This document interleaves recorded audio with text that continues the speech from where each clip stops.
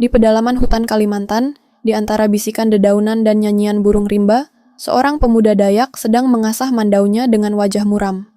Ia tak tahu bahwa dalam hitungan menit hidupnya akan berubah selamanya.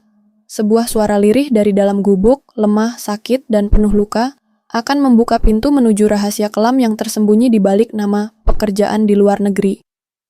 Mentari sore menyusup perlahan di sela-sela pepohonan Kalimantan, membias di mata Mandau yang sedang diasah Yohan. Suara gesekan logam dan batu mengisi sunyi hutan, hingga terdengar lirih sebuah erangan dari dalam gubuk kayu kecil tempat mereka tinggal. Yohan mendongak, keningnya mengernyit. Itu suara Lita, adik satu-satunya yang baru saja kembali dari kota setelah gagal berangkat ke luar negeri. Ia bergegas masuk. Di sudut kamar, Lita meringkuk di atas tikar. Tubuhnya menggigil, wajahnya pucat. Yohan meraih selimut dan mendekapnya. Tapi yang membuat dadanya tercekat adalah kain yang tersingkap dari perut Lita. Ada bekas jahitan. Panjang, kasar, baru. Bukan luka biasa. "Lita, ini apa?" Suara Yohan bergetar. Lita mencoba bicara, suaranya pelan, nyaris hilang. "Waktu tes kesehatan untuk kerja ke Kamboja, aku disuntik. Katanya untuk imunisasi, tapi pas bangun, sudah ada jahitan ini." Air mata Lita mengalir. "Aku takut, Bang. Aku rasa ginjalku diambil." Yohan terpaku. Dunia seolah berhenti berputar. Ia mendekap adiknya erat, tapi amarah dalam dadanya mendidih. Siapa yang tega melakukan ini? Siapa yang mengambil bagian tubuh adik kecilnya dengan cara begitu keji? "Siapa yang menyuruh kamu ikut kerja itu?" tanyanya. "Dokter, Raya. Di klinik pasti sehat." Nama itu tertancap di benaknya. Yohan menatap keluar jendela. Matahari telah tenggelam, namun api dalam dadanya menyala. Ia bukan hanya kakak, ia pelindung. Dan sekarang ia gagal menjaga Lita. Tapi tidak lagi, tidak akan ada yang menyentuh adiknya lagi. Malam itu, Yohan duduk sendiri, menatap Mandau di tangannya. Senjata warisan leluhurnya, simbol kehormatan dan perlindungan. Ia tahu, kali ini yang harus ia lawan bukan binatang buas, melainkan manusia-manusia berhati serigala yang menjual tubuh orang miskin demi kekayaan. Keesokan harinya, Yohan mencatat alamat klinik yang disebut Lita. Ia mengepak barang secukupnya, lalu memeluk Lita lama. "Tunggu aku pulang, Dek. Bang Yohan janji, orang yang ngelakuin ini ke kamu akan mempertanggungjawabkan semuanya." Dengan langkah tegap, ia berjalan meninggalkan rumah panggung itu. Perjalanan panjang telah menantinya, tapi ia tidak sendiri. Ia membawa tekad, cinta, dan dendam seorang kakak yang tak akan diam saat adiknya dikhianati oleh sistem. Langit kota mulai mendung ketika Yohan tiba di depan sebuah bangunan bertuliskan "Klinik Pasti Sehat". Bangunannya tak terlalu besar, tapi tampak bersih dan modern. Dari luar tak ada yang mencurigakan. Tapi Yohan tahu, tempat inilah yang telah merenggut sesuatu berharga dari tubuh adiknya. Dengan kemeja rapi dan map di tangan, ia masuk ke dalam, menyamar sebagai calon tenaga kerja yang ingin melakukan tes kesehatan. Seorang resepsionis muda menyambutnya dengan ramah, terlalu ramah. Ia mencatat nama dan mengarahkannya ke ruang tunggu. Di dalam, Yohan duduk diam, mata dan telinganya waspada. Ia melihat beberapa pemuda lain yang juga terlihat seperti dirinya, calon TKI. Wajah-wajah polos, berharap akan masa depan yang lebih cerah di negeri orang. Beberapa menit kemudian, seorang suster memanggil namanya. Yohan berdiri dan mengikuti. Ia dipandu ke sebuah ruang pemeriksaan. Di sana, ia disuruh melepas baju, diambil darah, lalu diminta berbaring untuk suntikan vitamin. Jantung Yohan berdegup. Ini pasti prosedur yang sama seperti yang dialami Lita. Namun sebelum jarum menyentuh kulitnya, Yohan menolak halus. "Maaf, saya alergi. Boleh saya konsultasi dulu dengan dokter?" Tanyanya tenang. Suster terlihat canggung, tapi mengangguk. Ia meninggalkannya sebentar, dan itulah saat Yohan bergerak cepat. Ia membuka tirai kecil yang membatasi ruangan. Di sana, ia melihat satu pintu terbuka. Tertera tulisan "Ruang Penanganan Khusus". Dengan hati-hati, ia mendekat. Namun sebelum sempat masuk, langkah kaki terdengar. Yohan buru-buru kembali ke tempat semula. Saat itulah seseorang menepuk bahunya. "Yohan!" Ia menoleh cepat. Seorang pria berdiri di ambang pintu. Wajah itu familiar. "Dian!" bisiknya. Dian, teman lamanya semasa SMA di Palangkaraya, kini bekerja sebagai relawan pemantau kasus perdagangan manusia. Ia langsung menggandeng Yohan keluar ruangan. "Kau harus cepat keluar dari sini. Klinik ini lebih gelap dari yang kamu pikir," ujar Dian di lorong sepi. Yohan tak menjawab. Ia tahu, matanya sudah melihat cukup. Mereka berdua keluar dengan alasan darurat, lalu duduk di sebuah warung kecil tak jauh dari sana. Yang ambil ginjal Lita bukan sembarang oknum, ini jaringan. Dari klinik Pasti Sehat mengalir ke CV Mitra Tenaga Kerja. Pemiliknya, Bu Mala, pernah dilaporkan tapi selalu lolos, jelas Dian. Johan mengepal tangannya. Kita harus ke sana, Dian mengangguk, tapi tak bisa sendiri. Kau perlu orang dalam, aktivis, polisi, bukti, semuanya. Johan menatap langit yang kini benar-benar gelap, tapi di dadanya terang itu mulai menyala. Ia tahu, malam belum berakhir, dan ia belum selesai. Gedung itu tampak biasa saja dari luar, sebuah kantor sederhana bertuliskan CV Mitra Tenaga Kerja. Tapi bagi Johan, di balik temboknya tersembunyi luka yang tak akan pernah bisa sembuh. Bersama Dian, ia berdiri di seberang jalan, memperhatikan siapa saja yang keluar masuk. Bu Mala ada di dalam, bisik Dian sambil menunjuk mobil mewah yang baru saja terparkir. Johan mengepalkan tinjunya. Nama itu terus bergema di kepalanya. Bu Mala, pemilik CV yang disebut Lita sebagai pihak yang mengurus keberangkatannya. Wanita yang bertanggung jawab atas semua ini.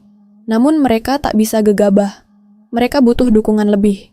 Dian menepuk ponselnya dan berkata, "Kita hubungi Bayu." Bayu, teman Johan sejak masa kuliah di Pontianak, kini seorang aktivis anti perdagangan manusia yang disegani. Tak butuh waktu lama, Bayu datang membawa berkas-berkas, data korban, dan dukungan dari jaringan HAM. Sudah lama aku incar jaringan ini, katanya. Tapi tak pernah ada bukti kuat. Sekarang, kesaksian Lita bisa jadi kunci. Mereka bertiga menyusun rencana. Bukti disiapkan. Surat pengaduan ditandatangani. Tim aparat sudah dikoordinasikan. Dan saat senja mulai turun, pengepungan pun dilakukan. Gedung itu gempar. Petugas masuk dengan surat perintah, menggeledah setiap ruangan. Di lantai 2, mereka menemukan Bu Mala bersama seorang wanita berkacamata tebal, Dokter Raya.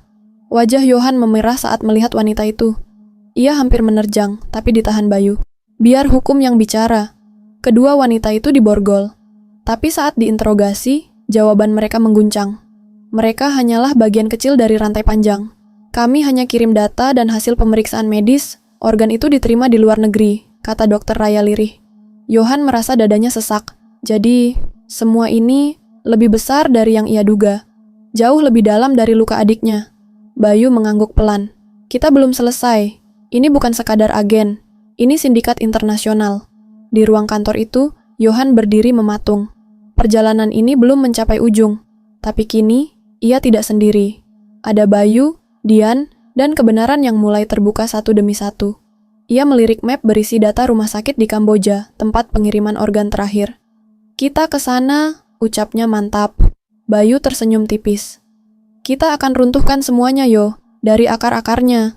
Pagi itu, Bangkok seolah menahan napas. Di sebuah jalan tenang, tepat di depan Prasit Medical Center, mobil-mobil polisi dan Interpol terparkir rapi, tersembunyi dari pandangan.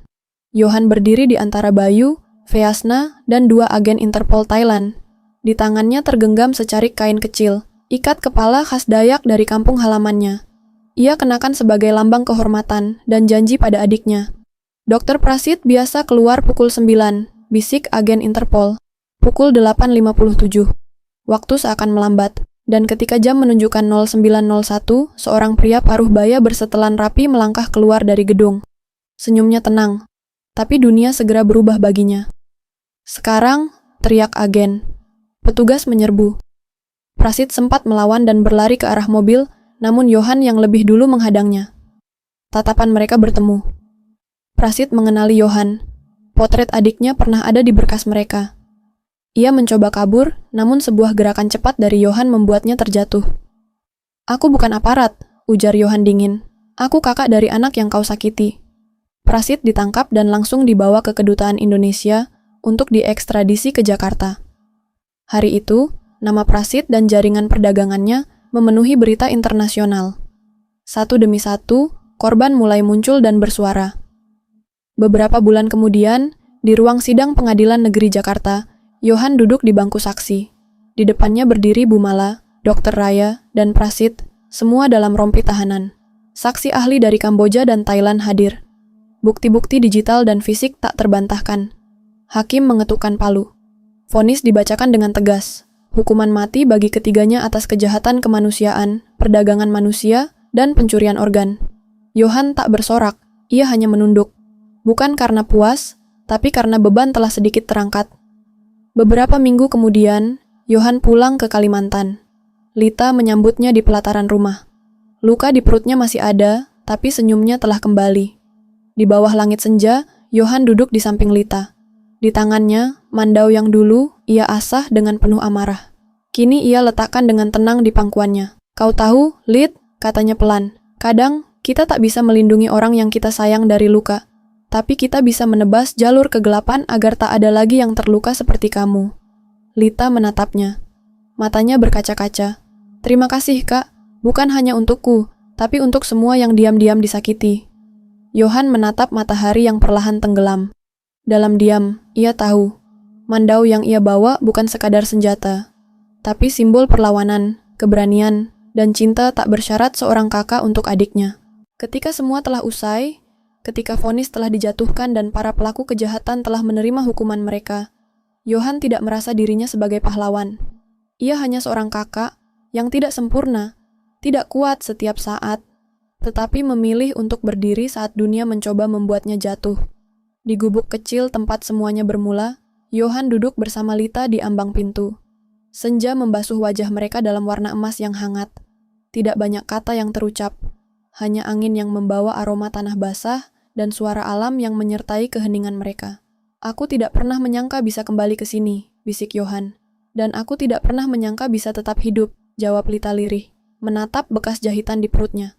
Luka itu mungkin akan memudar, tapi bekasnya tetap ada. Sama seperti kenangan.